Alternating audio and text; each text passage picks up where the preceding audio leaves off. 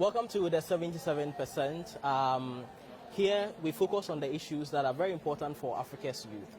Now, I am in conversation with one of the legends when it comes to investigative journalism across the African continent.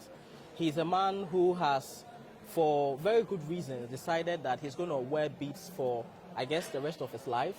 Anas Arimiao Anas is my guest here today on the 77%. Thank you for joining us. Thank you. It's an honor to be here. And if you're watching us on a live stream, we are in conversation with Anas Arimiao Anas, which is live on our Facebook page, DW Africa.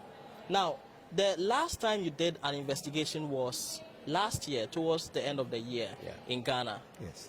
For the last 6 or 7 months, you've been very silent, and knowing you, when you are silent, it usually means bad news for the bad guys. So, are you cooking something for the bad guys? You got it exactly right. You know, journalism is about impact. It's not just about putting it out there and then going to sleep. So you have to walk the work. Walking the work means, you remember that last month I removed the Deputy Minister for Finance. Yeah. We are walking the talk by ensuring that he's put before the appropriate quarters of state so that he can be subjected to the full rigors of the law. And that also takes a bit of time. And as you know, that's how I work. I give some time, I take my time, and I can tell you, the next one, you will love it. So I'm sensing that there's something big coming here. Are you going to hint us what is coming? See, is the work that I'm doing now might be the last before we get into the election, but already the signs are very clear, and I can tell you the foundations will be shaken once more. Stay tuned. When you say the foundations, you're referring to Ghana's political foundations. Exactly, that's the point, as you know. Of course, there are a couple of international ones that they're about to be released. But this one, talking to you as a Ghanaian, I mean the foundations of Ghana would be shaken. And Anas, what's the deal with your beats? It's become synonymous with you. What's the deal here? Well, I think that for continuity and for protection, that's why I have these beats on. It gives me that anonymity.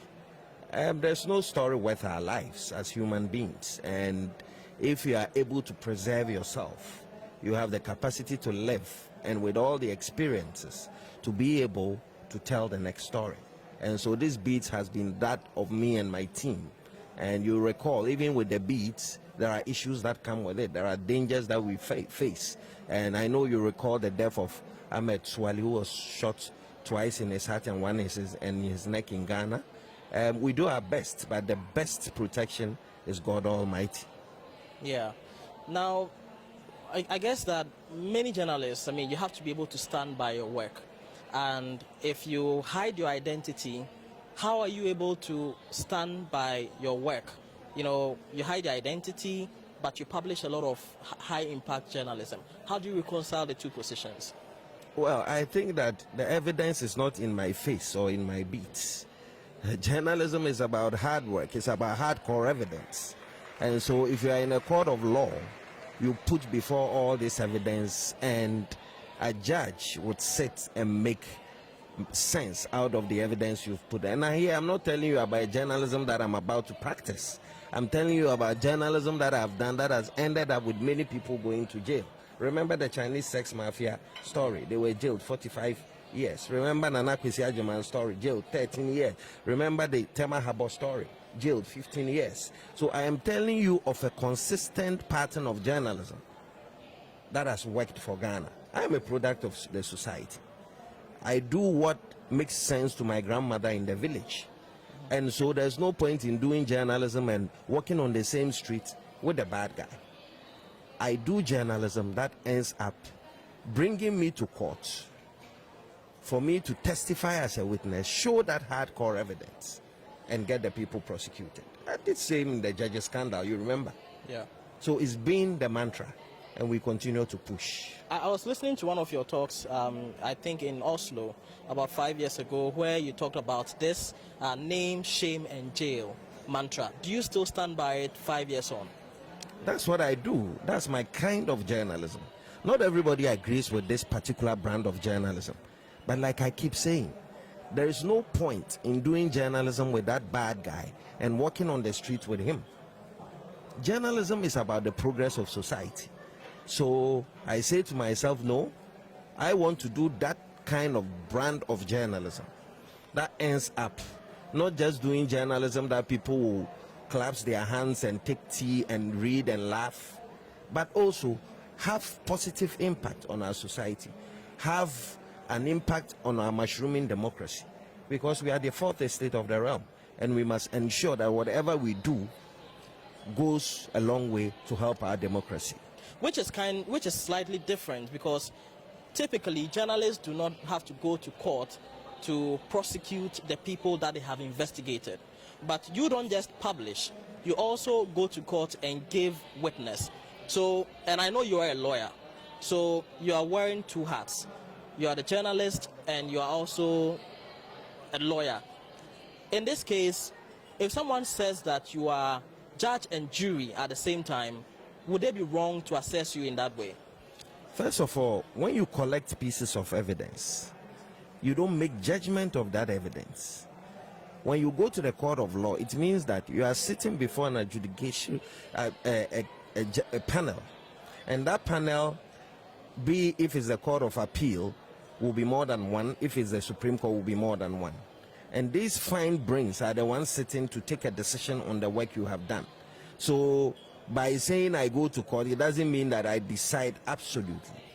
But I can tell you that my brand of journalism is about dealing with the real issues and giving even the accuser an opportunity to stick out his neck and make his point. So all the people I've dealt with over the years have the right to bring in their lawyers, like I keep saying. So yeah, I wear the beats, but at the end of the day, whoever is in the net has a fair opportunity to defend herself or himself, and I think that's the beauty of democracy. You say that is the beauty of democracy, but this method has come under a lot of attack recently, and we'll get into that shortly. But let's broaden the conversation and look at the continent. You've been exposing a lot of corruption over the last couple of years across the continent. I remember your report on the Nigeria baby factory. You've been to the Seychelles to expose tax havens. What is your assessment of corruption on the continent? Well, I think generally the patterns are beginning to shift. It is true that there's a lot of problems in Burkina Faso, a lot of problems. Our friend Martinez died in Cameroon, and we have problems in Benin. But generally, where the hope is that young African journalists who I teach, I teach a lot of them, with Sinezo, with even ZAM in Netherlands, we impact a lot onto the young ones. And the enthusiasm is what baffles me, and that gives me a lot of hope that despite the difficult moments that Africa is suffering, we'll be able to pull through. Don't forget, America, Europe wasn't built in a day. People have died to keep Germany what it is. People have died to keep the US, Canada, and other developed nations what it is. You look at American history, Nellie Bly, she was undercover in a psychiatric hospital. And this is deep in American history. Somebody would have to pay for it. Somebody will have to do the clean job. And that even didn't start from us. Tommy Thompson, Kofi Kumsen, Kwesi Pratt, Kweku Bako, all these great guys have come to contribute.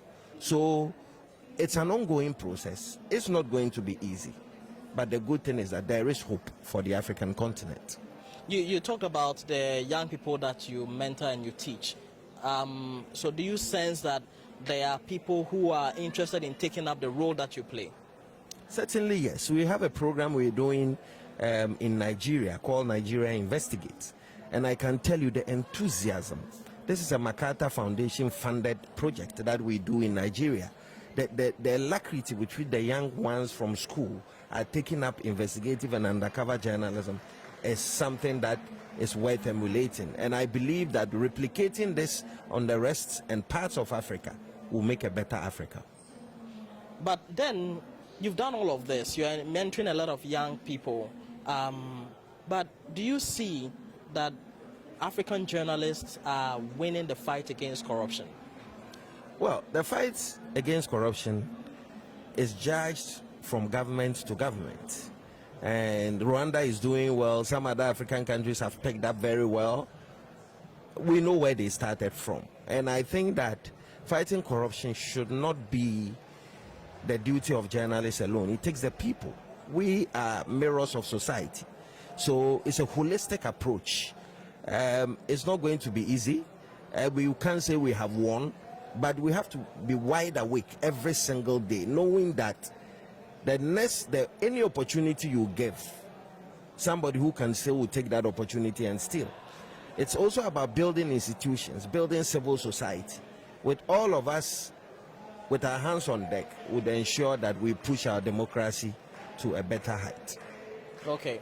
And if you can hear Happy Birthday in the background, that's because we are here at the Global Media Forum 2023, and there is an event happening right behind me. We are not celebrating a birthday, just here at DW's Global Media Forum. Now, let's talk a bit more about your impact, because there are lots of young people who are interested in becoming like you, exposing corruption in their countries. But there are obviously a lot of challenges. Talk to them about some of the risks that investigative journalism, undercover investigative journalism faces. Well, I think that, first of all, journalism is not a tea party. It's a hot kitchen. And if you don't have the energy to do it, you get out. Nobody should think that coming into journalism is a bed of roses. It is not. You are going to be attacked. You are going to be sued. In the football scandal, I was sued 66 times. But here's the trick.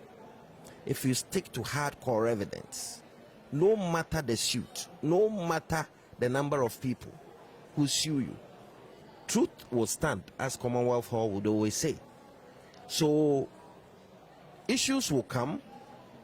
People are going to jump onto everything that you do. People will fabricate stories, try to clear you out. But I tell you, when you stick to the common trade of sticking to the truth, respecting your 5 W's, and digging deeper, no harm will be caused you. I also would recall physical harms where I have already mentioned Ahmed Swali Martinez and other colleagues of mine who were shot. But it's all up to making sure that you check your security very well. You don't become trigger happy in just talking and mentioning things that you do. You ensure that you follow very simple techniques that I can't explain in this interview, but it is difficult, but there is a way of surviving it. And I think that African youth has that capacity to survive the storm. In any case, if we don't solve our problems, who is going to solve? Are we expecting German journalists to fly into our country to help us solve it? Certainly not. Again, you see, we are the best people to know the panacea to our problems, because our problems are local problems. We understand the nuances of our communities, and so no one tells our story better than us. It is not enough for a journalist from the West to parachute into our country to tell the story the way they want it. We are the owners of those stories. We understand the nitty-gritties and must be the ones to tell those stories. But we are seeing that there's a shrinking of the space for journalists when it comes to their safety. Press freedom, Ghana has fallen several places down the press freedom index.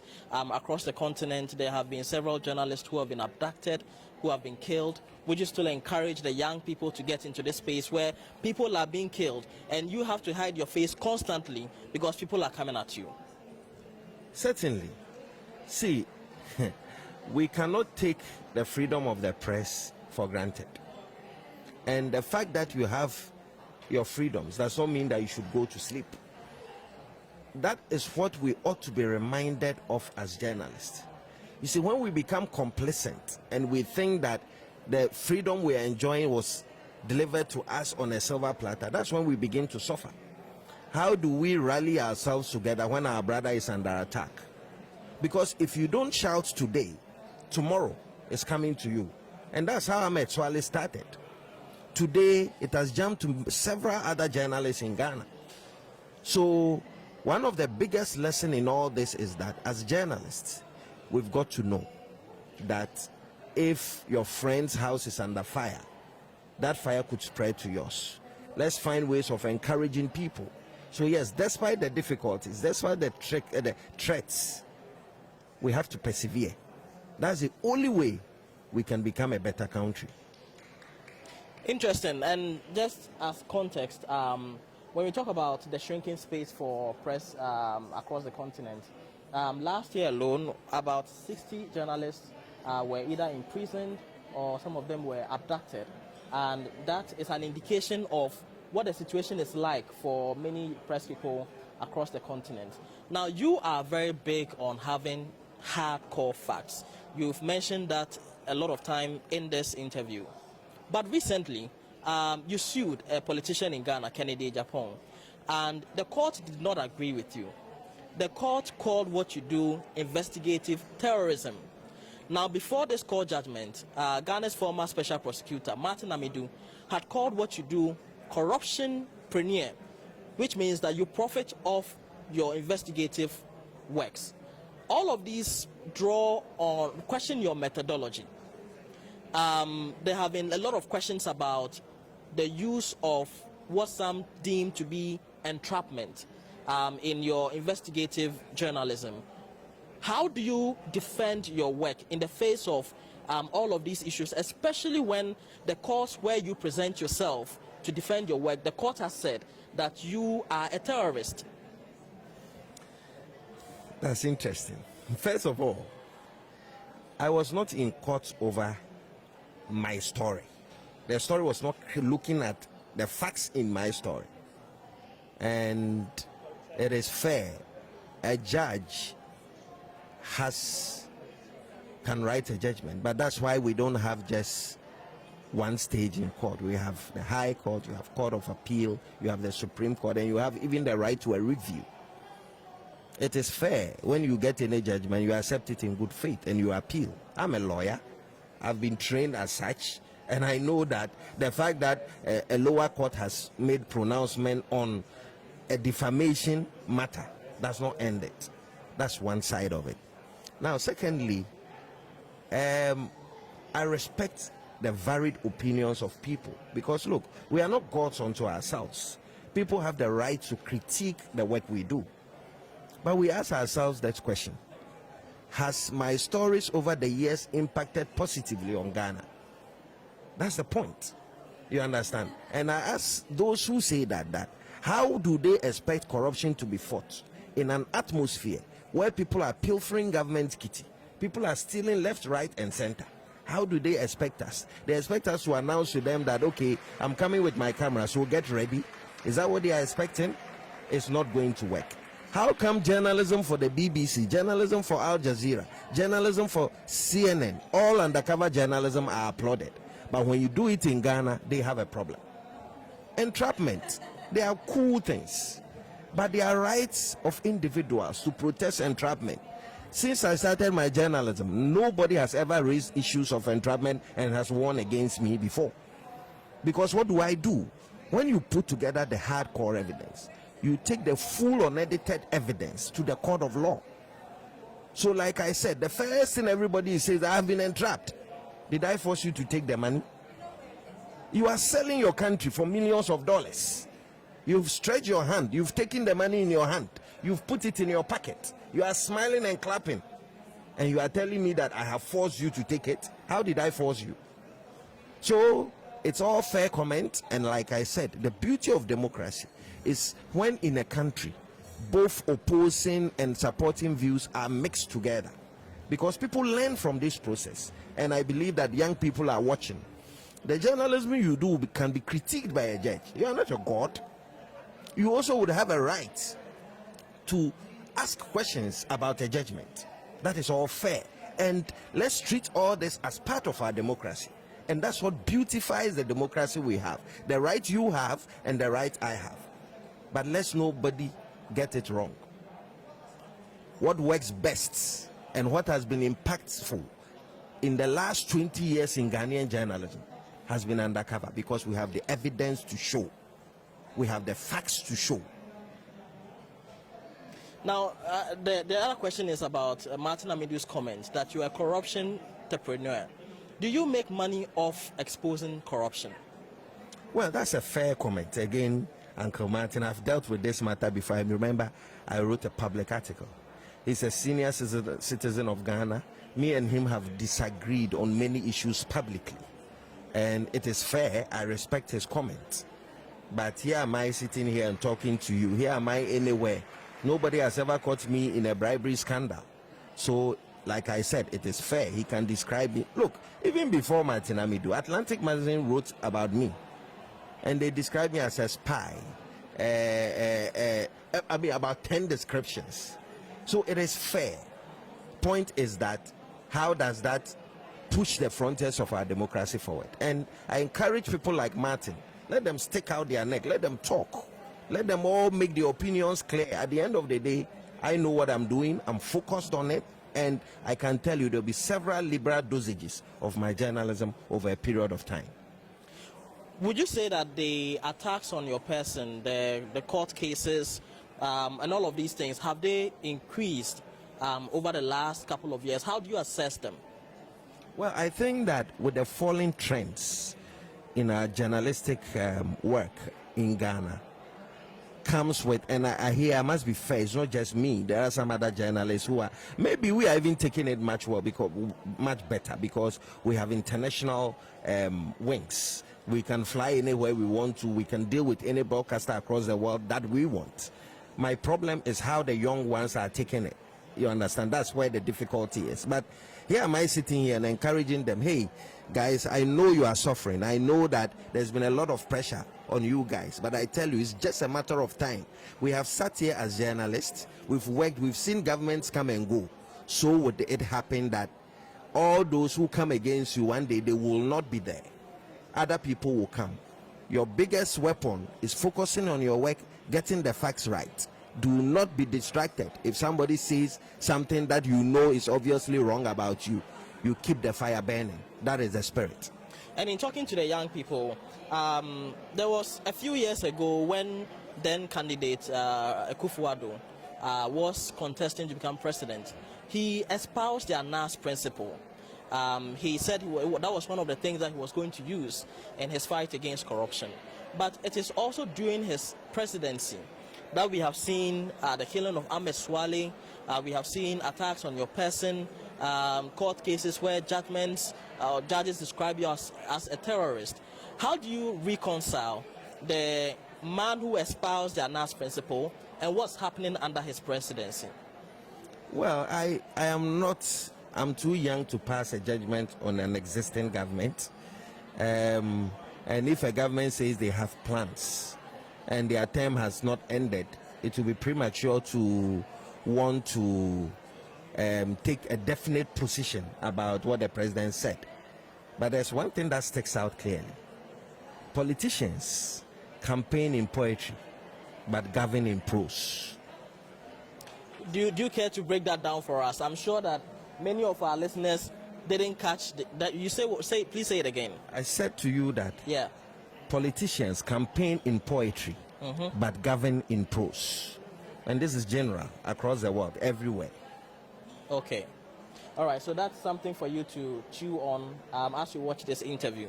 Now let's focus now on a project that you have started to offer some sort of shelter for upcoming journalists, the Whistleblowers and Journalist Safety International Center.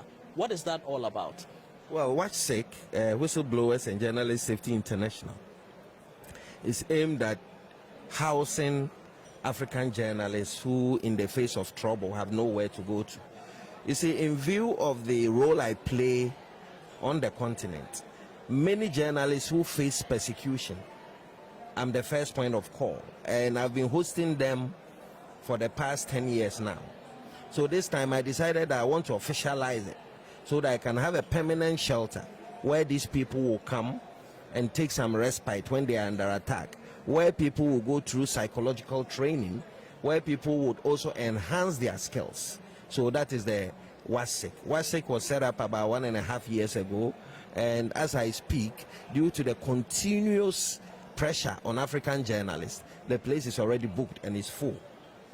You know, and I hope that we will have the capacity to contain more. Those who I have written to tell you that there's no space, please trust me, we'll soon open it up more and then give you the opportunity to come and relax a little bit from the heat that you are suffering from your country. So yes, that's all about WASIC, and we hope that we push the frontiers and push the work we do in Africa to a better height. And how does a journalist access the services of WASIC? WASIC has a website, so those who apply just go to the website and then they write to us, and then we assess the situation and then we decide what to do. Also, I kept on saying, anytime you have seen me on the big stages to go and receive awards across the world, it is because of somebody that I received those awards. And that somebody is that whistleblower who called me that early morning to say, hey, I know you, look here, look there, look right. Anytime we are under pressure 100%, they are under pressure 200%. So I don't play with my whistleblowers, and I think that it's about time we create room to accommodate those people too. That's why we have whistleblowers beginning. And you recently also embarked on a project, and the Arizona project in Cameroon, where you are picking up on the story that was covered by a journalist who was murdered. Do you care to share more on that? I'm surprised you are picking a lot. You've seen that I'm all over the continent. Yeah, you did say that the most important thing as a journalist is to do your research. That is it. So yes, I do my research. Yes, the Arizona project is our colleague Martinez. Now Martinez is a colleague. The way we are sitting here and talking, that's how I talk to him. We got up one morning, he was shot dead, and I felt that living up to the legacy. So me and the ZAM conference, a magazine in Netherlands, we came together and then we set up a team. We decided to get into Cameroon to find out what killed our friend. And I can tell you the results are pretty interesting, but of course we'll find an appropriate platform to share what's happening. And I think that those who come after journalists should know that the fact that you've taken down one journalist does not mean that we are sitting down. Now we've managed to come together. We've managed to look for resources so that if you killed anybody, it doesn't matter where, we will put ourselves together. I lead that Arizona project, and I can tell you it's very effective. And apart from mine, there are several other journalists across the world who are also keen in helping exposing the bad deeds of people who kill journalists. On our Facebook page, we asked you, when I posted that I was going to be talking to you, a lot of questions came in, so we'll be taking some of the questions from our community. Sure. And the real Howard Empress is asking, what are you doing as an investigative journalist to fish out those who murdered your Ahmed Swale? Well, that's a very important question. Forget not that in the Ahmed Swale case, Tiger Eye itself has been treated as a suspect. So when you are a suspect, you have to know when to navigate and how to navigate. But there's one thing that you should know about me. I never let things go like that. If I can fly journalists across the continent to go to Cameroon to look for what our colleague went through before he died, it should tell you that we are not asleep. However, I'm not here to disclose what's happening, but time will tell. And for context, for those who are outside of Ghana and aren't in on what the Ahmed Swale story is, Ahmed Swale was Anas's colleague, and I believe you worked together on the number 12 investigation. Yeah, many others. And many others, which essentially exposed corruption in football in Ghana. Ahmed Swale was killed in 2019, and the killers have so far not been found. So the question is in relation to the murder of Ahmed Swale. Now, another question we got on our Facebook community comes from Sami Boache. He's asking that you show your face. Is this something you're going to do? Well, that's a very interesting question. But it's just like me asking Ghana, stop corruption. So you stop corruption, I'll show my face. Fair comment. Another one from Nana Kesua is that what is the greatest challenge in conducting investigative work in Ghana? Kasiwa, it is the greatest challenge has always been when institutions are not helping, when institutions join with government to clamp you down. That has been the biggest challenge, but that should not induce in us a sense of complacency. Kasiwa, we all have the capacity to be ANASs. You are the ANAS in your local area, be it Kasua, be it Nima or Airport Residential. It is the support I get from people like you, Kasiwa, that I'm able to do what I do. So that's the point. The challenges are there, but God has created all of us in such a way that we have capacity to withstand, no matter how hot the kitchen is. And we've got one from Nabil Ahmed, but that you've already touched on. He says, what do you make of the way your integrity has been questioned after the fallout from the Nyantechi football scandal and the way things turn out at the High Court when the judges asked you to show your face and testify as a witness? You already touched on that, but if there's more you want to say on that. I'm saying that it is fair, and as journalists we should always know that our integrity would always be questioned. We are always prepared for that. I mean, it was very unfortunate that the court told me that they will only prosecute Nyantechi if I show my face. It's an unfortunate decision, and I believe, especially when I was not the one on trial, but I believe the Attorney General has the capacity to deal with these issues. As for me, I'm certain in my ways, like I told you in my press release, that I am not going to show my face because the evidence they are looking for is not in my face. When FIFA adjudication committee banned Nyantechi for life and found him some francs, thousands of francs, did I show my face to them? I never did. So if it can work for FIFA, why can't it work for our democracy in Ghana? But then again, it's a judicial process. People must be allowed to air their sentiments, whether we like it as a people or not. We can also challenge those, and we have opinions. In any case, it's the state that is putting Nyantechi on trial. It's not ANAS. ANAS has a right to decide whether he wants to help the state. It's like you have a problem. You've called me to come and help you. Then you are now saying that I should strip naked before I help you. You are the one who needs that help. So the state must decide whether it is willing to prosecute its bad people or not. It's up to them. We are watching, and the voters are watching. That is the most important. The voters are watching every government that comes into power and how they decide, in their opinion, to fight corruption. We are bringing the conversation to an end, but there are lots of young people, as I hinted earlier, who want to do what you do. What would be your advice to them? Keywords. Guys, look, whether the big people like it or not, we are the future of Ghana. And the bad guys would always want to frustrate us, because for them there's nothing else to get from Ghana. We have a long way to go as young people. We are now going to make kids. Some have made kids, and we have to build a solid future for our children. And if we want to do so, and if we want to live in a peaceful environment, unlike other African countries where there are wars and others, we still have to push the tenets of our democracy. We have to push and ensure that the right thing is done. It's not going to be easy, but let us stand firm. Let us ensure that we do the right thing, and let us not forget, extreme remedies are the most appropriate for extreme diseases, and I would always belong to the remedy. I ask you all to join me to push the frontiers of our democracy forward. Thank you very much. Thank you very much for your time, Anas. It's been a pleasure. Thank you so much, Michael.